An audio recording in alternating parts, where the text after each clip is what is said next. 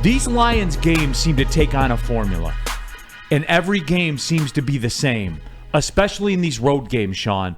There's a buzzword for it now, and it's something I've been on for a very, very long time. They call it the middle eight. The last four of the second quarter, the first four of the third quarter. The Lions, in all these scenarios, dominate the end of the second quarter. Dominate it, and they turn the game every single time. Lions are up by, what were they up? 8 at halftime, right? It was 14-6. Yeah. And they got 4 possessions to their 3 coming up. They can't lose. They can't lose, Sean. Like I put the tweets out there, if they stop them here before the half, it's over. And to me, Sean, like, look, we can talk about the cast of characters, and we're gonna. But it starts right there for me. Simple math, as a good friend of mine told me. They have the lead. They get 4 possessions to the 3, and that's it. Do you know, we did not talk about this before the show started. Like, honestly, I didn't know that he was going in this direction. And I'm a big fan, Neal. Let's just talk. Let's have a conversation, right? We're all sports fans, so I'm glad that we didn't. My sentiment is almost the exact same as yours. When that game got into the third quarter, I felt guilty. I did. I felt guilty as a fan of the National Football League. You know why? I knew that shit was over. I knew, like, if I wanted to, I got in late Saturday night. Like, I was like, I could legitimately take a nap right now. Yeah. Honestly, I could take a nap right now. The Indianapolis Colts were not winning that game. They knew it better than we knew it. Yeah. They were not going to win that game. Hey, you know what? It was cute. It was tight for a little bit there in the first quarter. But much like we talked about yesterday on the pregame show, Neal, this was a situation where heading into the game, I kind of had that same vibe that I did about the Cardinal game. You know what? We're going to hang. We're going to hang tight.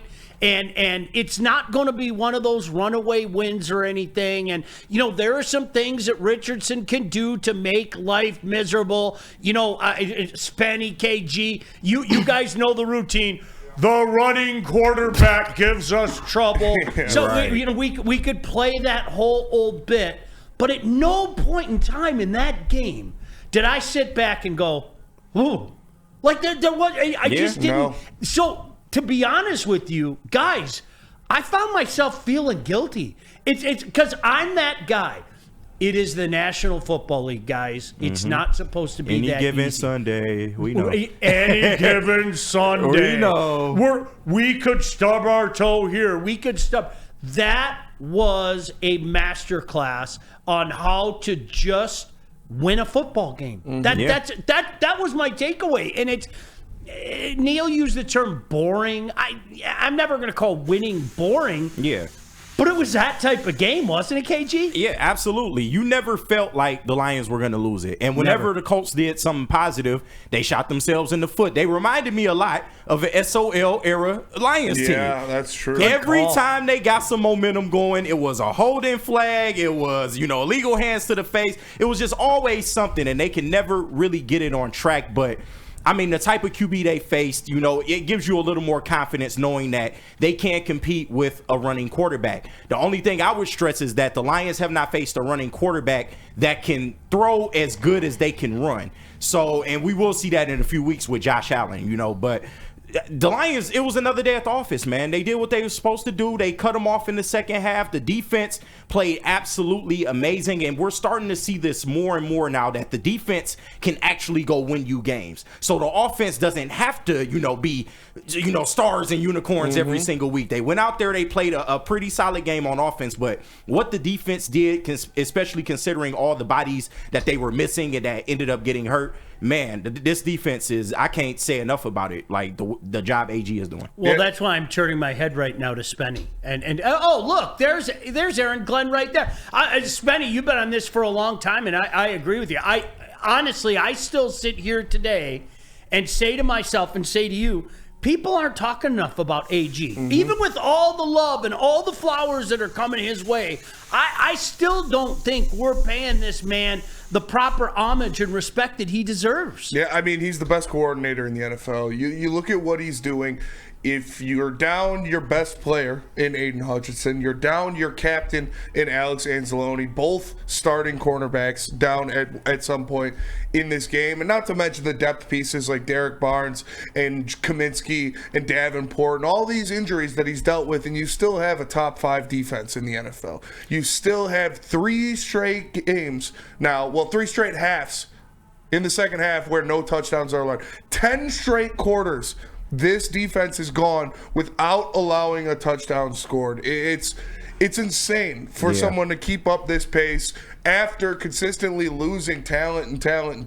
It's literally, I know that's the mentality and that's the cliches. Oh, next man up. Someone goes down, it's next man up. If you would have told me at the beginning of the year the Detroit Lions would have a top 5 defense without Aiden Hutchinson playing 3 quarters of the season, I would tell you you're a lunatic. In the National Football League, where I need to remind everybody, this is something that people slowly got. They are promoting offense. They want offense. They want pretty touchdowns. They want pretty quarterbacks. All the things that Chris Spielman talked about 30 years ago, we're living it right now, okay? They want offense. Period. End of story. And one of the things that we brought up, you just touched on it. One of the things that we brought up on the pregame show, and make sure you tap in on Thursday. We are going to be here. I can't wait for it. 10 to noon. What better way to start your coverage of the Thanksgiving tradition and a pummeling of the Bears? And I want a pummeling. I want a pummeling of the Bears. One of the things that we brought up yesterday on the show, and I'm sincere when I say this, you guys, what's happening right now defies logic and reason and all the things that we've seen. How can you keep doing with this with all the injuries that have mounted up? That means they're well coached. It's not supposed to happen, right? Yeah. It is not. It's not supposed to. At what point in time do all these injuries, and we had some more yesterday that we'll get into, at what point in time do these injuries catch up to you? At what point in time does it hurt this football team? We haven't seen it yet.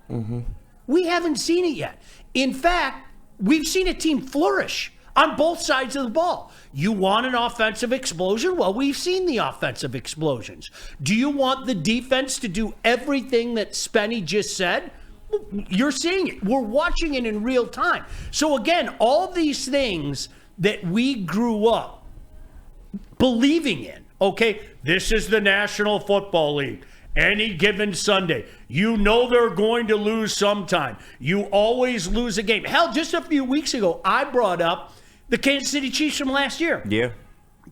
Back-to-back Super Bowl champions. They fall flat on their face against a crappy Bronco team. They really fall flat on their face against Aiden O'Connell and the Vegas Raiders. That's what's supposed to happen in the National Football League. It's not happening to this team. Injuries are supposed to catch up to you. I guess we're still waiting, right? Yeah. I guess it's just a testament to their coaching. And I know there's other well-coached teams in the NFL, but just what the Lions are doing, it makes no sense. And maybe this, rears its head in the playoffs, because that's normally when you start to see, okay, they're missing their player, and now you can actually see it because offenses are attacking that. But at this point, I got to say, I think they have everything that they need. And it's not just the coaching. You got players stepping up, too. You got Rodrigo. You got Jack Campbell stepping up in places that, a lot of people didn't know if they were ready for, but they're doing it. Josh Pascal, he's having a hell of a year, man. The turnaround he's made has been amazing. Getting a Zadarius Smith has only benefited this team, and it's helped DJ Reader and Aleem McNeil on the inside. So, until we see it, I know we got to be humble and be like, every week can be the week. But until somebody comes and does it, it is what it is, man. Come humble me.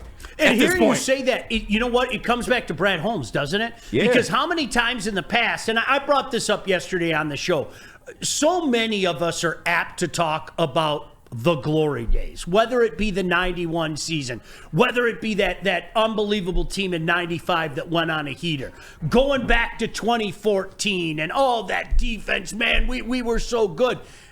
I don't want to hear about the glory days anymore because we're living the glory days, and these glory days are better than the glory days of gone by. And by the way, there's more to come, and this team has proven that. But to your point, KG, this is where we, again, have to circle back to Brad Holmes. How many times in those years of Lions past did we have a solid starter here and a solid starter there? And maybe you stacked a few solid starters. Yeah. But God forbid you had a injury, right. Singular.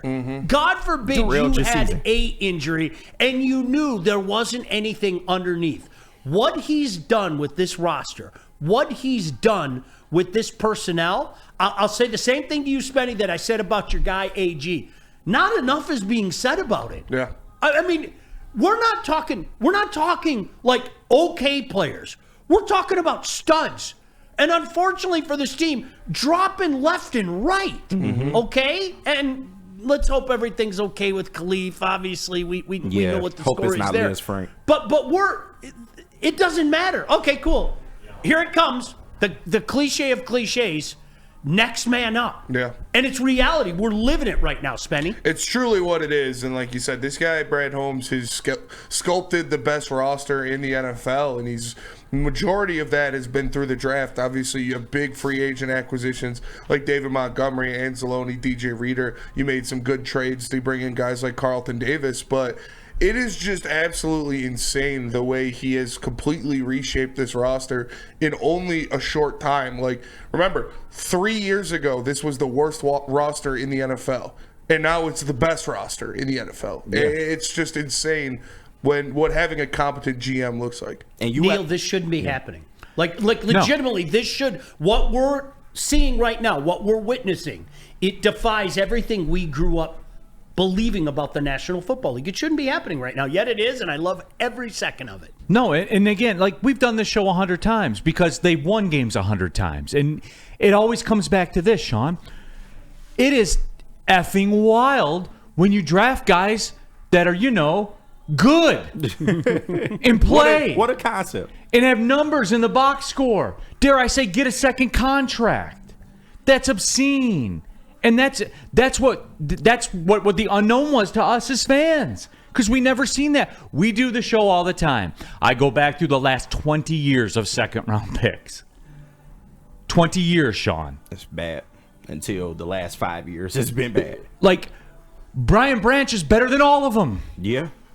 20 years worth, Brian Branch, better than all of them. Like, it's very simple when you reconstruct it, Sean. This whole thing is very simple.